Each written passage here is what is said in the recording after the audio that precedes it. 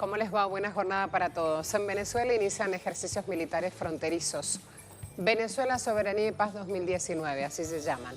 Preguntamos, ¿sirven para desmontar mecanismos de agresión contra este pueblo? Así las cosas, la consulta allí en redes sociales para que puedan sumarse. Ya está nuestro invitado, ya abrimos el debate. En México se trabaja sobre el presupuesto año fiscal 2020. Según el presidente López Obrador, no se prevé crear nuevos impuestos. Preguntamos, ¿es un paso adelante? ¿Cómo lo vivirían ustedes si les toca de cerca o si les toca asumir esta situación? Tenemos presencia en Twitter y en Instagram. Vamos a empezar. Este martes inician los ejercicios militares fronterizos Venezuela, Soberanía y Paz 2019. Desde este 10 de septiembre hasta el 28 del mismo mes, miles de efectivos militares se desplegarán en la frontera con Colombia con el objeto de defender el territorio y la soberanía. El presidente Nicolás Maduro, un día previo al inicio de los ejercicios fronterizos, indicó que el 90% de la alerta naranja está activa, por lo que ordenó afinar y desplegar todos los mecanismos de defensa militar. Además, recordó que durante 70 años su país ha sido víctima del conflicto armado colombiano. Violencia, secuestro, migración masiva son los daños denunciados por el mandatario. En este contexto, llamó a la unión cívico-militar para desmontar la maquinaria de guerra e interceder a favor de la paz entre ambas naciones. Hoy en Agenda Abierta haremos un seguimiento del despliegue militar fronterizo. ¿A qué peligro se enfrenta Venezuela? ¿Qué estamos mostrando en nuestra casa periodística? Titular, nuevas denuncias del presidente Nicolás Maduro contra Colombia. El jefe de Estado dijo que cuenta con las pruebas de cómo se pretende crear un falso positivo para generar un conflicto armado entre estos pueblos. Explicó, en los últimos 3 meses se detectaron 42 acciones para atacar a Venezuela y se denunció la captación de miembros de las Fuerzas Armadas Nacionales Bolivarianas con el objetivo de atacar el sistema de defensa de este país. Así las cosas, fíjense entonces que tenemos en red social una pregunta que ya puede sumarse y participar. A esta hora me voy a ampliar información. Me espera Leonel Retamar, bienvenido. Naciones Unidas, Leonel, te pido un segundo nada más, vamos a ese momento. El compromiso constructivo con los Estados miembros en las cuestiones de los derechos humanos bilaterales y multilaterales. También estamos de acuerdo con la necesidad de defender la universalidad de todos los derechos humanos y tratarlos de manera imparcial, sin distinción, y que el EPU es una herramienta importante para mantener una revisión constante de los desarrollos y las deficiencias de los derechos humanos de todos los Estados miembros. La alta comisionada Michelle Bachelet dirige ahora la oficina en un momento crucial para las Naciones Unidas y para la comunidad internacional, frente a un mundo en el que las normas de derechos humanos están bajo gran amenaza y ataques. Compartimos la preocupación de la alta comisionada por los graves actos de discriminación en muchas regiones, las violaciones generalizadas de los derechos económicos y sociales, las violaciones de los derechos humanos en el contexto de la lucha contra el terrorismo y los ataques motivados por estereotipos y odios de todo tipo. El MNUAL deplora la intransigencia israelí en curso y las políticas ilegales que socavan en gran medida la realización de una solución pacífica, justa, duradera e integral al conflicto israelí-palestino. Expresa su grave preocupación por el continuo deterioro de la situación en el territorio palestino ocupado, incluida Jerusalén Oriental, la Franja de Gaza y el Golán sirio ocupado, y subraya que el status quo es insostenible y que la situación requiere atención inmediata por parte de la comunidad internacional. Al cumplir con sus obligaciones con los Estados miembros de la ONU, la alta comisionada debe tener en cuenta los desafíos existentes y los contextos y circunstancias nacionales de los Estados miembros para ejercer con objetividad, independencia e imparcialidad sus acciones, evitando imponer nuevas prácticas y favorecer el diálogo constructivo y la cooperación. Finalmente, el movimiento reafirma su compromiso de trabajar constructivamente con la alta comisionada para fortalecer la credibilidad del aparato de derechos humanos y construir un orden internacional basado en la inclusión, el entendimiento mutuo y el respeto por la diversidad cultural. Una versión completa de esta intervención ha sido consignada. Muchas gracias. Allí tenían el pronunciamiento del diplomático venezolano, en este caso Jorge Valero, ampliando justamente ya lo que antes el viceministro Yáñez había mencionado. Esta respuesta dura, por cierto, del gobierno venezolano al informe presentado por Michelle Bachelet, donde le dicen: usted ha estado 3 veces en este país, ese contenido de esas entrevistas y la información recabada en este suelo venezolano no ha sido volcado allí, sino que han tomado observaciones de otras personas que están fuera de esta nación venezolana. Leonel Retamal iba con nosotros a sumar información hasta que lo interrumpí. Leonel, ya a esta hora tengo pronunciamiento de 2 funcionarios diplomáticos ante Naciones Unidas, la respuesta oficial del Estado venezolano, pero aquí, puertas adentro, en territorio nacional, inician ejercicios militares justamente cuidando la paz de este país. Vamos a hablar de esos ejercicios, por favor. Hola Marcela, ¿qué tal? Te saludo y también a toda nuestra audiencia. Como comentas, hoy justamente 10 de septiembre comienzan los ejercicios militares que convocó el presidente Maduro, llamados Soberanía y Paz, y que se extenderán hasta el 28 de septiembre. Estos ejercicios fueron convocados hace una semana por el presidente Maduro frente a una actividad de militares y altos mandos del ejército, en que señalaba que ante la amenaza constante y cierta de generar un falso positivo en la frontera con Colombia, tomó la decisión de activar este plan y además activar una alerta naranja que implica un despliegue de las tropas y de un ensayo, una puesta a punto, como ha dicho el presidente, de todos los equipamientos militares desplegados en la frontera. Más de 2.200 kilómetros que comparten ambos países. Ayer en la tarde, a última hora de la tarde, realizó una sesión del Consejo de Seguridad y Defensa de la Nación en que están convocados todo su equipo ministerial, así como el alto mando militar. El ministro de Defensa, Padrino López, todos estaban presentes allí para evaluar la situación ante lo que el presidente Maduro señaló como una amenaza real de intenciones guerreristas de parte de Colombia. Todo esto, como se ha venido señalando durante los últimos días, con la intención de generar un evento, de levantar un evento a puertas ya del comienzo de la 74ª versión de la Asamblea General de Naciones Unidas, que comienza la próxima semana. Y también el antecedente que sumó durante el día el ministro de Comunicación, Jorge Rodríguez, en que desmontaba, en que analizaba punto por punto y desmenuzaba este montaje que denuncia el gobierno venezolano de la publicación Semana, tratando de vincular a la Fuerza Armada Nacional Bolivariana con elementos subversivos o irregulares en la frontera. Todos estos elementos configuran lo que hoy estaremos monitoreando como el despliegue de estos ejercicios militares para mantener, lo que ha dicho las autoridades y el pueblo venezolano, un ambiente de paz y de tranquilidad aquí y en la frontera. Marcela. Muchas gracias, Leonel. Voy ahora a abordar estos 2 puntos con nuestro invitado. El informe Bachelet, calificación jurídica, vamos a llamarlo así. ¿Por qué? Porque con 3 adjetivos se resume toda la respuesta oficial por parte del Estado venezolano. Improcedente, inexacto, ¿sí? Allí los 2 puntos vitales donde se da la respuesta en este día Naciones Unidas a ese informe Bachelet. Y vamos a sumar también ejercicios militares, un ejercicio de defensa. No solo está en juego la territorialidad, sino la paz de este país, ha dicho el presidente Maduro. Me acompaña Julián Rivas, periodista, analista internacional. Julián, tenemos 2 puntos y el gran desafío hoy, bienvenido, gracias. El gran desafío hoy de ser prudentes, pedagógicos y trabajar en tiempos televisivos. Creo que así se vienen dando las cosas de Venezuela, todo es fast track, rapidito, cortito y al pie, para lo bueno y para lo malo, ¿no?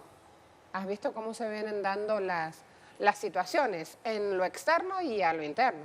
¿O exacto. No? Bueno, hay una situación de aceleramiento del problema, el planteamiento de Venezuela, porque es parte de la agenda de Estados Unidos hoy.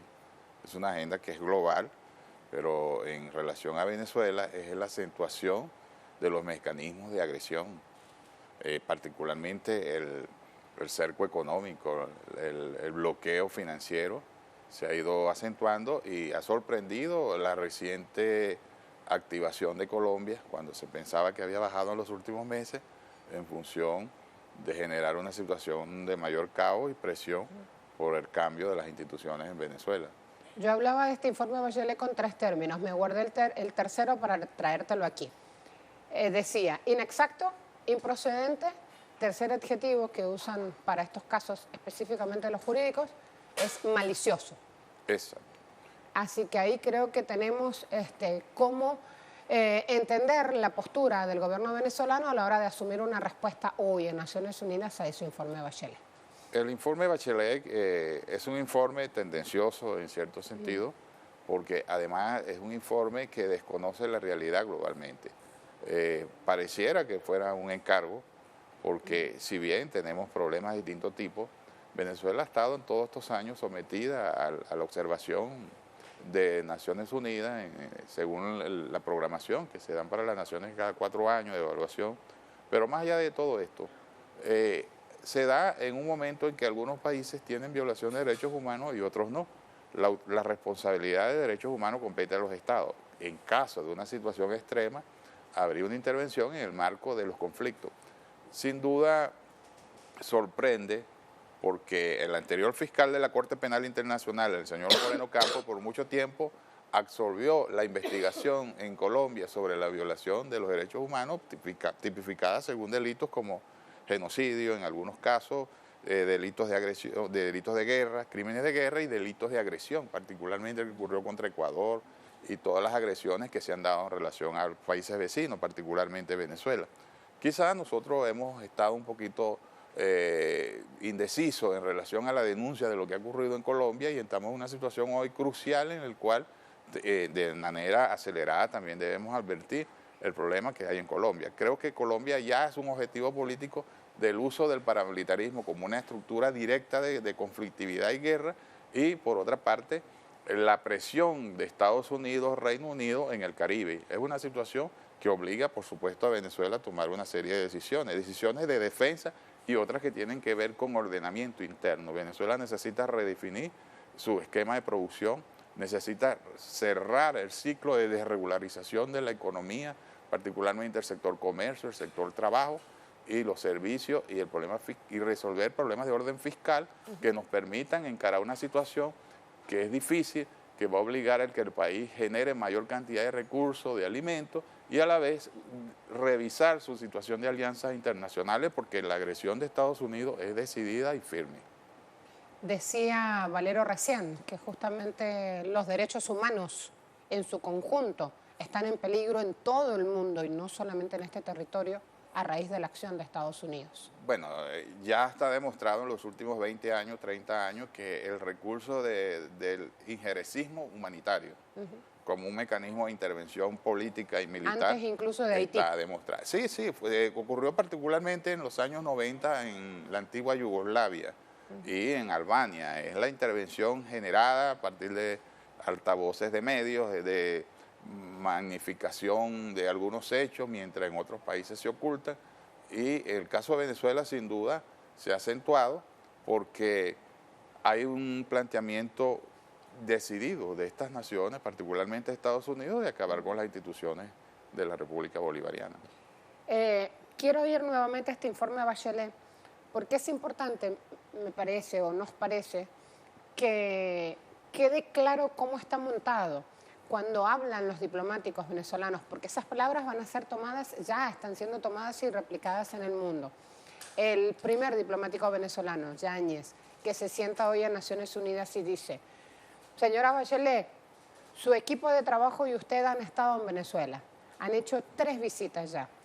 El gobierno sigue mostrando disposición, voluntad política de recibirlos cuantas veces sean necesarios para seguir trabajando junto a Naciones Unidas en todo lo que haga falta. Y aún así, se han dado 3 visitas y resulta que el grueso del informe no está sostenido por lo que ocurre en esta realidad venezolana, sino por la información recabada por o aportada por ciudadanos que están fuera del país y con una óptica totalmente alineada en esta alianza guerrerista con Estados Unidos. Creo que esto una y otra vez nos tenemos que tomar el tiempo para explicarlo, para dar a entender al mundo ese mecanismo, que es el mismo mecanismo usado en Siria. Por eso hoy Siria tiene un grupo de personas en el exterior que gravita pretendiendo hacer las mismas funciones de Bashar al-Assad, mientras Bashar al-Assad está sentado en la silla presidencial, constitución en mano, y con todos los organismos nacionales bajo su poder. A veces cuesta entender algunas conductas. Es difícil el tema. Personalmente yo observo que la señora Bachelet llegó a ese cargo porque reunía las condiciones para las tareas que había que hacer. No hay ninguna duda que la socialdemocracia internacional, agrupada en la Internacional Socialista, es un instrumento fundamental en el ataque a Venezuela, en el esfuerzo que se ha hecho con el llamado Grupo de Lima, que es como una especie de reedición del Congreso de Viena de 1815, para tutelar a Venezuela, imponerle gobierno y orientaciones de orden geopolítico. Y en ese afán, por supuesto, hay que jugar un rol fundamental en el uso de las instituciones multilaterales. Pero es un uso en el cual se enfocan algunos problemas de algunos países y en otros no se enfocan. Entonces es un manejo inmoral, injusto, inadecuado de los problemas. Todos los países tienen problemas. En toda la región hay graves violaciones de los derechos humanos, hay delitos. Sin embargo, el afán de imponer el acento en Venezuela específicamente es parte del esfuerzo de desmoronamiento del Estado venezolano. Sin duda hemos cometido errores, hemos omitido actos que en este momento nos llevan a una situación de arrinconamiento que solamente con el pueblo venezolano movilizado, activo, entendiendo que lo que se pretende es afectar una nación, más allá de las dificultades que puedan haber en materia de gobierno, en materia de socioeconómica, lo que hay es un esfuerzo por asfixiar a Venezuela, secarle su ahorro nacional, secarle sus mecanismos de intercambio económico global, bloquearla en el sistema financiero y bloquearla en las relaciones de transporte marítimo internacional. Y además de eso, es una reconfiguración del Caribe porque hay un bloque, que es el bloque anglosajón, que en medio de un conflicto global, que en efecto existe, pretende tomar posiciones. Y Colombia juega el rol de hacer guerra subsidiaria, guerra por encargo, en última instancia del Estado tapón para el enfrentamiento con Venezuela. Es una situación lamentable porque se da en un momento histórico en el cual se han eliminado o liquidado todos los mecanismos de integración, los que promovió el presidente Chávez, y se ha ido a una política de choque que en última instancia afecta a los países que la inspiran. Porque si vamos a Venezuela hoy, en la situación en que se encuentra, Venezuela es el mayor garante de gas para el Caribe, para Colombia, para Sudamérica. Hay solo 2 o 3 países con potencial de gas en Sudamérica. El caso Bolivia, Argentina en cierta medida, Trinidad y Venezuela. México no es un proveedor de gas. Entonces vemos que hay una política de supuesta integración o de esfuerzo por crear un marco de desarrollo en el Caribe y a la vez hay una política de choque, porque quienes han concebido esto creen que es inevitable el choque con Venezuela.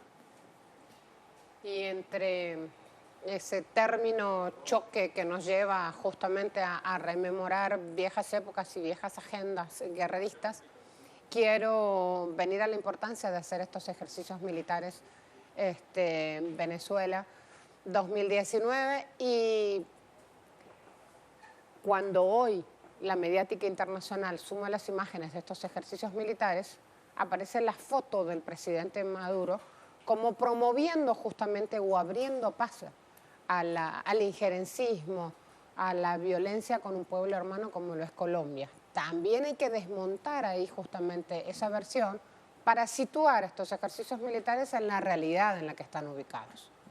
¿Cuál es a su En el mundo de hoy hay ejercicios militares en todos lados. En Europa, en Polonia, en las fronteras con Rusia, en los países bálticos, es a diario. Pero Putin se sube en un oso y es un héroe. La practican permanentemente. Desde acá hacen eso, imagínate lo que diría Julián. Exacto. Entonces, el derecho soberano de Venezuela a hacer ejercicios militares es una cosa normal, cotidiana, podríamos decir, que se queda corto, porque Venezuela necesita redefinir una serie de situaciones que implican la necesidad de asumir una ley de desarrollo fronterizo, una ley de frontera, quizás establecer nuevas entidades o nuevas organizaciones territoriales en la región fronteriza con Colombia. Sobre eso, cuando me dijiste estos ejercicios militares se quedan cortos, inclusive me fui rápido al poderío bélico, digamos, pero no, me estás hablando de otro punto y que es quizás más importante inclusive que la realización del ejercicio. Y los ejercicios militares tienen un fundamento o un acento que es la defensa defensa que tiene todo país, defensa antiaérea, defensa, no hay ninguna pretensión de agresión, no hay ninguna pretensión de lanzamiento de misiles que puedan afectar a otro país, sino es sencillamente ejercicio de defensa que hacen en un territorio, porque ciertamente la soberanía radica sobre el territorio en el cual se actúa. Y hablemos de ese otro mecanismo, el cual estás ampliando, y es en este momento el momento de poner todo sobre la mesa. ¿A qué te referías con este plan de trabajo integral? Bueno, el país necesita adecuarse en lo económico, iniciar un proceso de expansión que pasa por considerar a los trabajadores, finalizar la política de desregularización que se ha hecho en los últimos años, incluso en convenio y acuerdo con sectores empresariales. Eso debe finalizar. Venezuela tiene inmensos recursos, sencillamente tiene un agotamiento de los recursos financieros por una serie de errores de gestión que se hicieron en los últimos años. Se secó el ahorro nacional, pero Venezuela tiene una serie de alianzas con otros países con el cual se pueden impulsar programas de carácter expansivo que posibiliten un pueblo lo suficientemente sólido, económicamente estable, para encarar los retos que tiene esta organización de la OTAN en América Latina y el impacto que tiene la expansión de Estados Unidos. Porque en el fondo lo que hay es una reconfiguración y un reencuentro de Estados Unidos con su vieja y obsesiva idea de que América Latina es un patio trasero. Cuando me hablas de ir a reconfigurar alianzas, me estás hablando de Irán, me estás hablando de Turquía, me estás hablando de China, de Rusia. ¿A quiénes suman? Porque parece que una vez se queda con la vista corta y en realidad en este caso poner luces altas cambia el panorama. Sí, yo creo que esas alianzas tienen que ser asumidas de manera indubitable. Dentro del gobierno bolivariano hay muchos vacilantes en relación al intercambio y la cooperación con Irán, con Siria, con Corea del Norte, y dentro del sector financiero venezolano, que hay que revisar, hay una agresión al modelo de la Reserva Federal de Estados Unidos. Cuando aquí en Venezuela se ha hablado de la cesta de moneda y la posibilidad de variar aquellas distintas al dólar, es dentro de los propios sectores financieros donde salen los primeros adversarios. Entonces, en función del interés nacional, que Venezuela pueda asumir un papel de potencia global, pasa por romper las viejas ataduras mentales que dificultan que Venezuela, con un territorio inmenso de 1 millón de kilómetros cuadrados, un mar territorial de más de 600.000 kilómetros cuadrados, una ubicación estratégica, ha sido acorralada porque agentes internos, sectores económicos, siguen atados al modelo de Washington, que es el que se defiende, el modelo del dólar, el modelo de la agresión a la vieja concepto de occidentalización, que es más que todo la visión anglosajona de lo que es la América. La industrialización va a llevar su tiempo. Venezuela tiene 3 retos. El problema financiero, que ese lo agravaron porque se nos secó el ahorro nacional. El problema de adquisición de tecnología y el problema de la genética. Todas estas cosas se logran adquiriéndolas con voluntad, no comprando baratijas, y en segundo lugar, hasta con adquisición forzada. Adquisición forzada es buscar los mecanismos para adquirir genética, adquirir tecnología y avanzar en un proceso de desarrollo científico-técnico y de expansión del capital, que es una premisa básica, por cierto, del socialismo, la expansión del capital.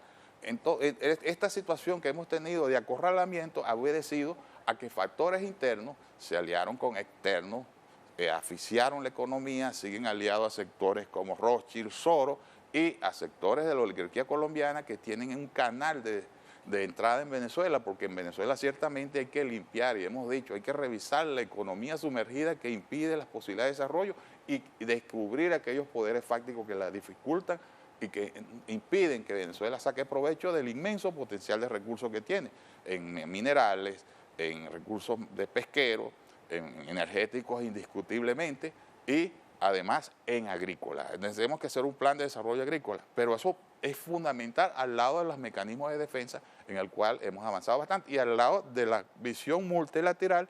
Venezuela preside el movimiento de los países no alineados y es un país bien aceptado, recibido con una expansión en todo el mundo. Histórica y diplomacia. Exacto. Entonces es una situación que también tenemos que ver los pueblos. Si algunos países nos bloquean de manera perversa, porque aquellos países que han bloqueado el ingreso venezolano a sus territorios son los que más necesitan a Venezuela: Panamá, Perú, entonces nosotros vamos a recuperarnos como nación, en la medida que redefinamos la gestión de gobierno y en la medida en que entiendan que Venezuela no es anglosajona. Nosotros somos un pueblo culturalmente distinto, somos latinos de origen ibérico, africano e indígena. Nosotros no somos anglosajones, que es el concepto que tiene el señor presidente de Estados Unidos de querer reconfigurar un orden anglosajón en América Latina. Y es el choque que tenemos en este momento. A ver qué dicen ustedes. ¿Sirven estos ejercicios militares para desmontar mecanismos de agresión contra este pueblo?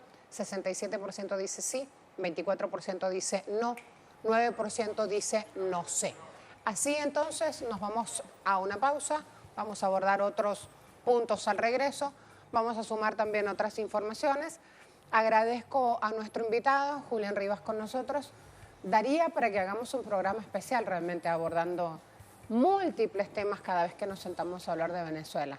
Aprovecho tu experiencia política en el ámbito diplomático, en el ámbito docente, en la calle como trabajador, que va y está atento a lo que está pasando, pero debo irme a la pausa. Nos preparamos a hacer un cambio chiquitico de tema con otras imágenes y otro punto, Macri en este caso, y luego la pausa. Gracias, Julián.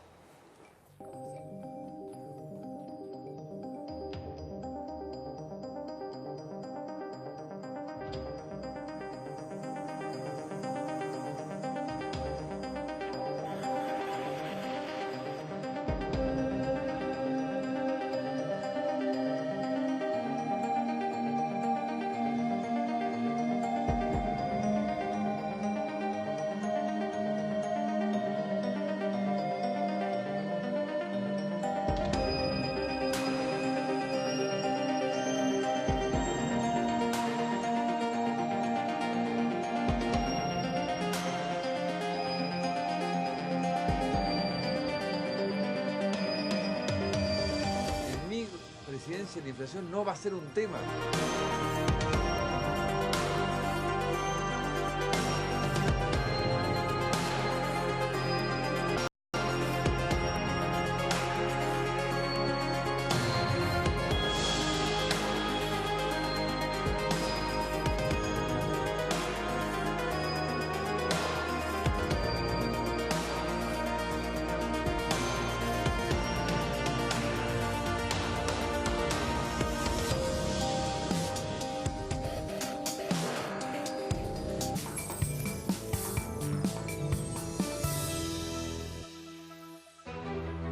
El gobierno de Andrés Manuel López Obrador presentó este domingo su propuesta de presupuesto para 2020 que ya deja ver al toque la importancia que le da a las finanzas públicas y la inversión social, pues es el primer conjunto económico elaborado por los técnicos del gobierno actual. El proyecto, que debe ser debatido y aprobado por el Congreso, prevé una expansión en la economía del país azteca, por lo que propone un incremento de los ingresos del sector público. Uno de los sectores beneficiados es el energético, pues la empresa estatal Petróleos Mexicanos, Pemex, y la Comisión Federal de Electricidad, CFE, recibirán un presupuesto total de 979.900 millones de pesos en 2020, un incremento del 5.2% respecto al proyecto de 2019.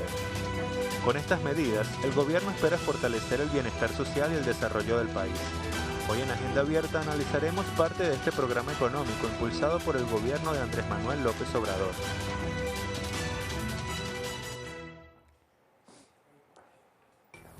Fíjense lo que dice Prensa Latina.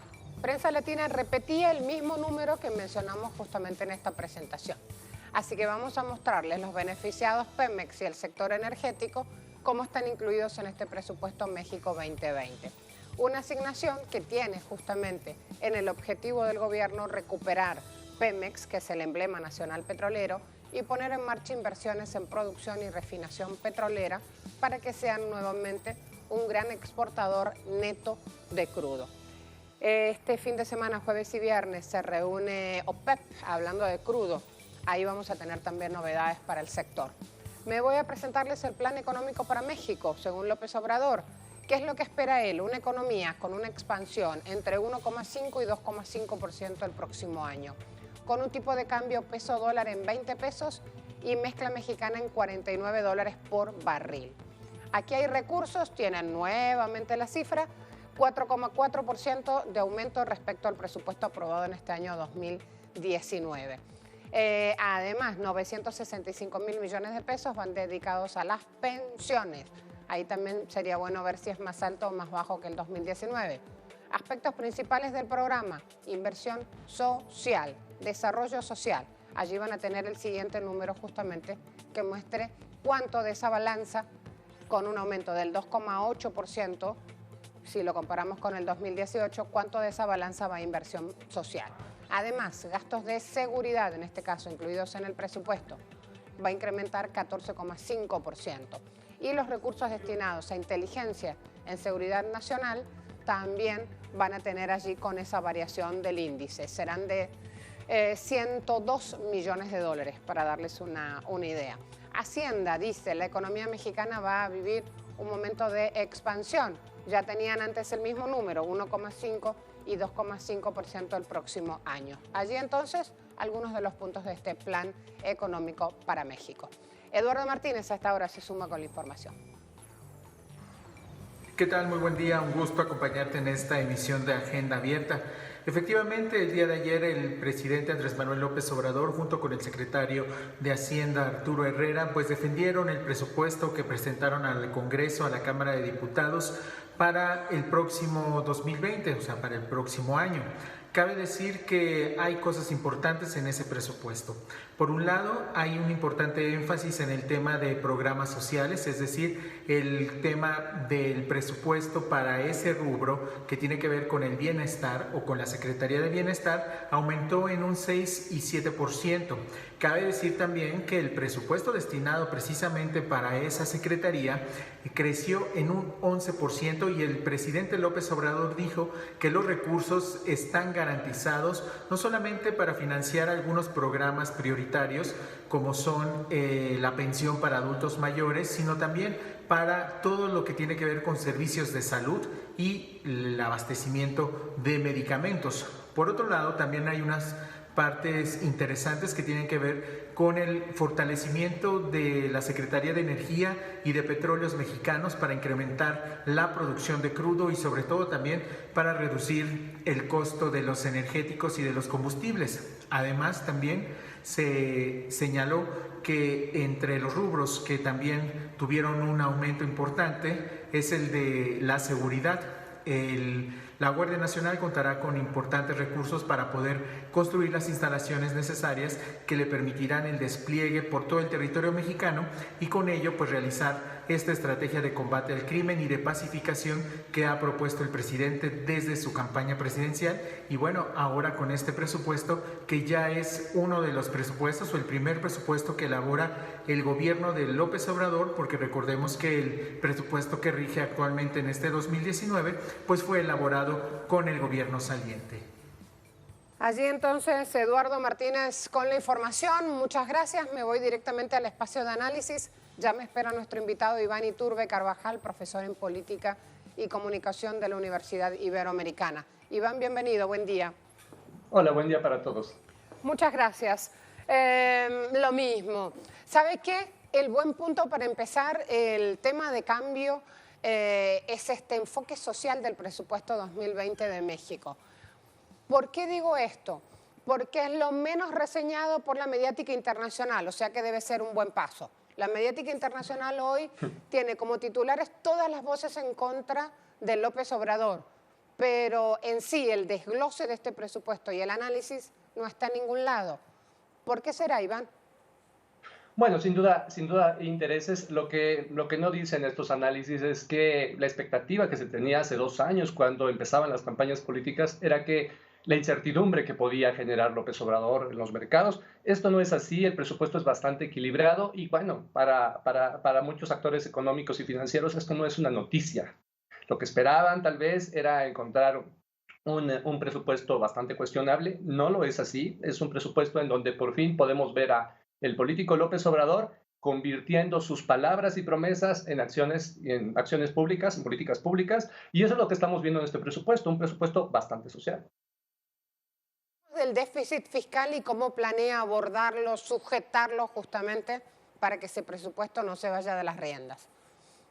Bueno, ha hecho Arturo Herrera, el secretario de Hacienda, es una persona bastante comprometida, ortodoxo financieramente, entonces ha tenido en paz a los mercados, ha mostrado un presupuesto bastante equilibrado, no hay ningún déficit, no hay ninguna sorpresa, algo que los pudiera inquietar, y por el contrario, creo que hay aspectos muy destacables en el presupuesto que muestran al gobierno de López Obrador de parte de los egresos, de lo que gasta el gobierno, como un presupuesto de izquierda en diversos ámbitos sociales, y un presupuesto que todavía no es tan de izquierda en el aspecto de ingresos, lo que cobra el gobierno en impuestos, que normalmente los gobiernos de izquierda tienden a cobrar más, pero eso lo está esperando López Obrador. Creo que primero nos está mostrando una presidencia austera, que combata la corrupción, y a partir de ello, después de las siguientes elecciones en el año de 2022, podrá plantearse entonces sí una reforma fiscal necesaria para este país, porque estamos en un país de los que menos cobra impuestos en proporción del Producto Interno Bruto en comparación de la América Latina y del mundo.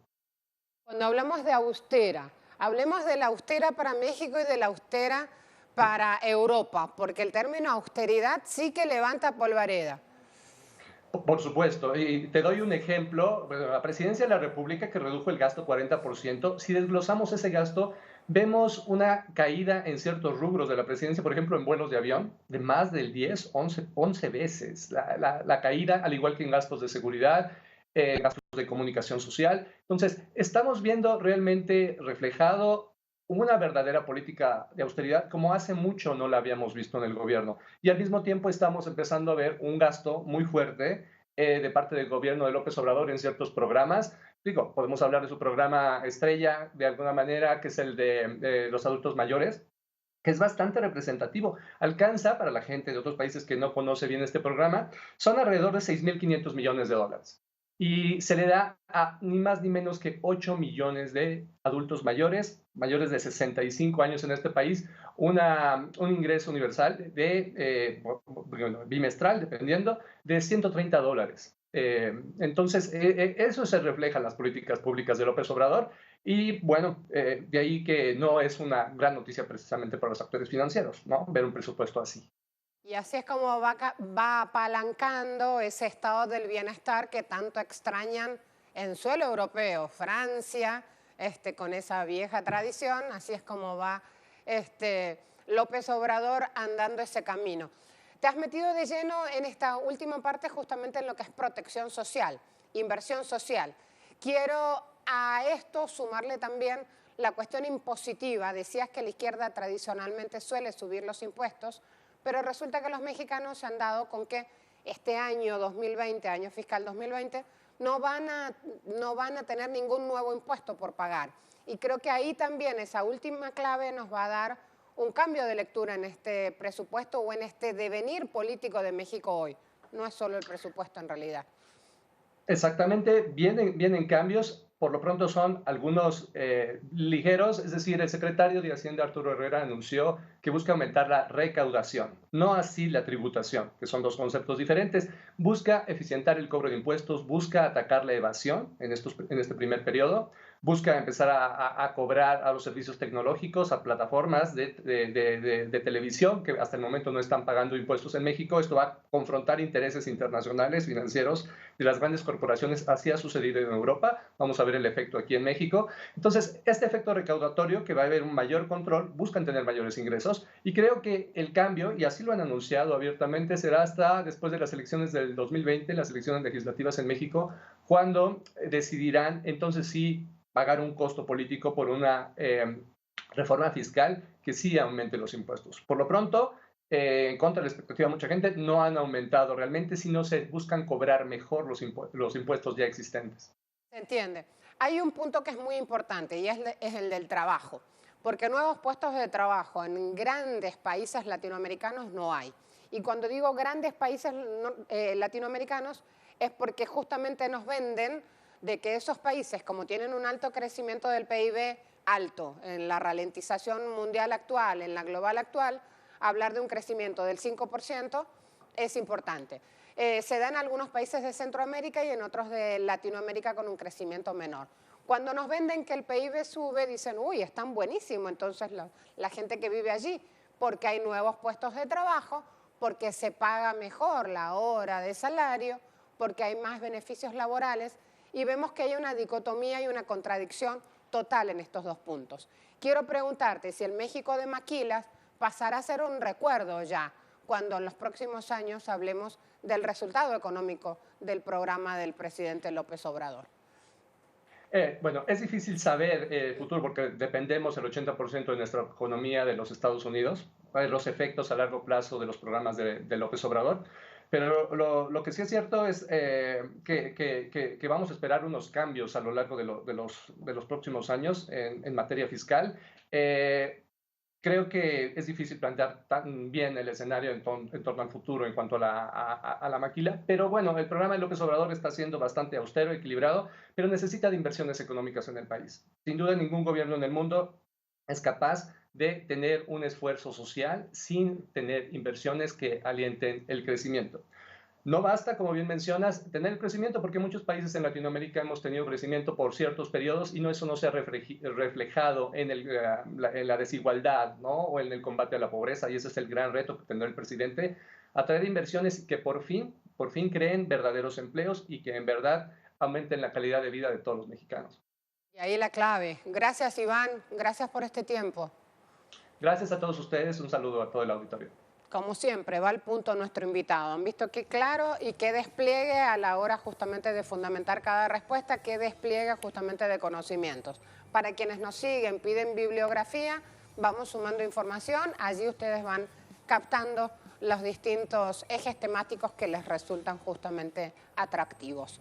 En México, presupuesto 2020 previsto por el presidente López Obrador no prevé crear nuevos impuestos. ¿Es un paso adelante? Preguntamos. 71% dice sí, 10% dice no, 19% dice no sé.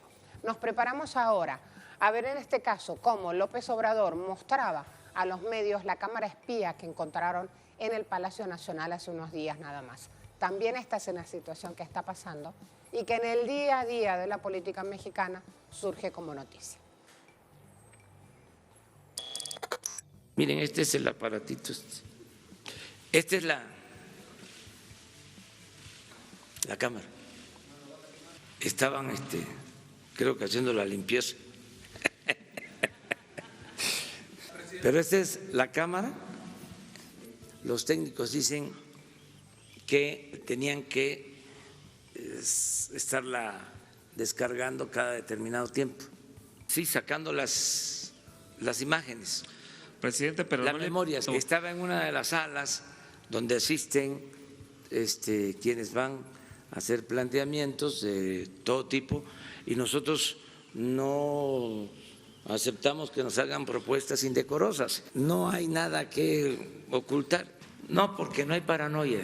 O sea, ya les dije, el que lucha por la justicia no tiene nada que temer. Se quedaron algunos con las malas mañas, las malas prácticas de estar espiando. Lo más importante, no tener nada que ocultar. Hablamos sobre todos los temas, pero no hay nada, vamos a decir, secreto, no se esconde nada.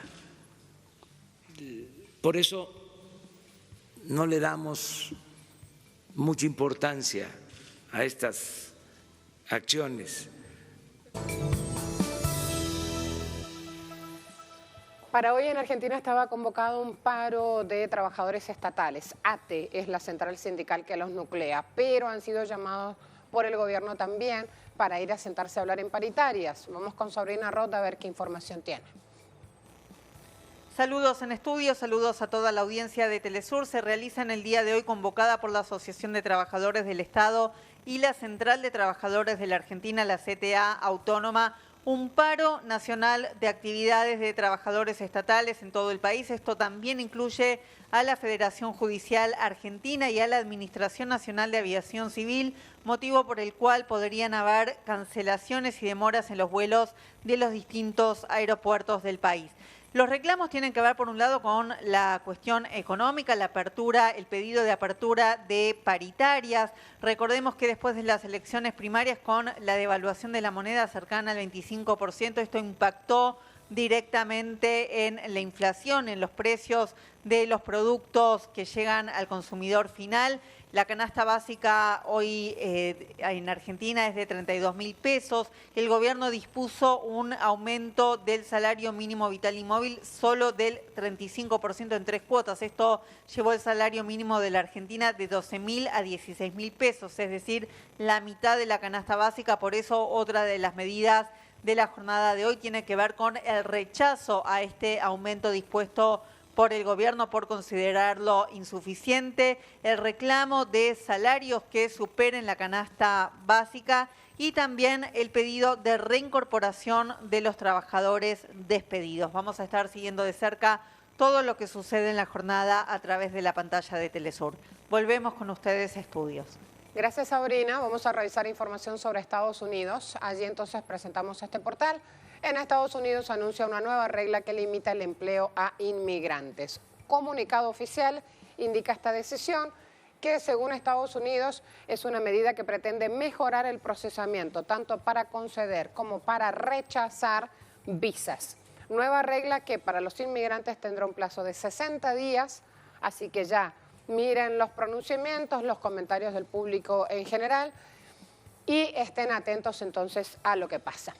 A esta hora vamos a sumar también información deportiva, allí la presentación justamente para ir a abordar otros puntos.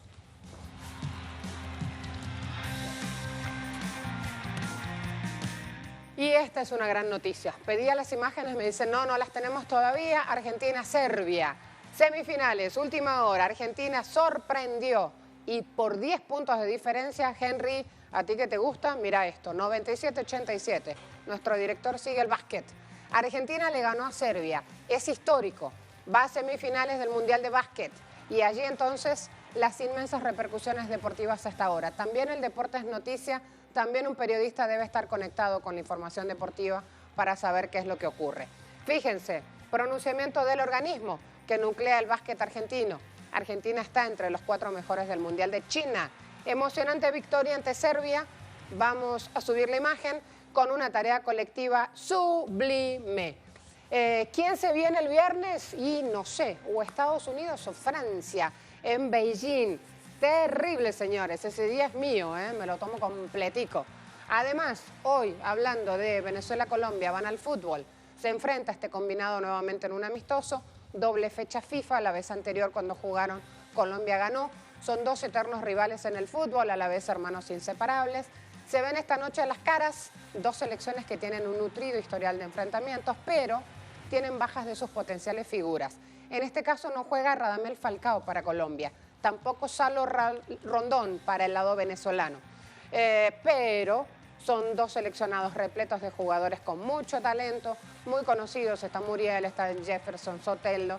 Se espera también que lo vivido esta noche en Tampa sea un espectáculo de buen fútbol y de hermosa convivencia.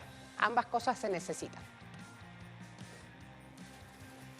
México busca cerrar también eximido, pase, listo, fuera. También va a fecha FIFA, se enfrenta a la Argentina. Primer partido y hay que ver, cuando empataban a 0 frente a la selección chilena, vienen de esa experiencia anterior los argentinos, los mexicanos comandados por otro argentino como es Tata Martino, vienen de sumar una contundente goleada 3-0 ante Estados Unidos. Esta es la previa entonces, se espera un gran momento futbolístico, van avanzando a las fechas FIFA y nosotros enganchados allí con ellos. Para Argentina no juega Messi, está lesionado, ya lo saben. Ciclismo, Vuelta a España 2019. Fíjense, estas imágenes lindísimas, 16ª jornada, último evento ciclístico del año. Carrera de 144,4 metros, Pravia y Alto de la Cubilla son las zonas geográficas que recibieron este evento deportivo. Kilómetros completamente planos, lo cual no es habitual y lleva una intensa pelea para ganar. Los latinoamericanos no tuvieron la fortuna de estar entre los primeros lugares de la etapa. El ganador fue un danés, Jacob Fuchsland, 4 horas, 1 minuto, 22 segundos. Los pedalistas colombianos López y Nairo Quintana están luchando por el liderato, pero en la general de la Vuelta a España 2019. Hay un proyecto además establecido, con esto cerramos hablando, entre el Comité Olímpico Internacional y la Oficina de Naciones Unidas contra la Droga y el Delito. Buscan prevenir la corrupción en el deporte. Después del escándalo FIFA, mucho se hace para trabajar la corrupción, para echar adelante mecanismos de rendición de cuentas, hechos que lleven transparencia, por decirlo así, a estos eventos.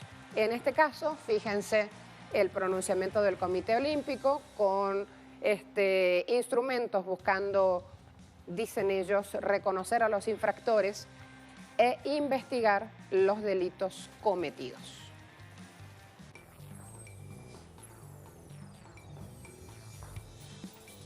Vamos a terminar mostrándoles las imágenes de Bahamas, completamente devastadas por el paso de Dorian. Allí van a tener entonces para cerrar, esta situación y este monitoreo. A todas, muchas gracias por ver Agenda Abierta.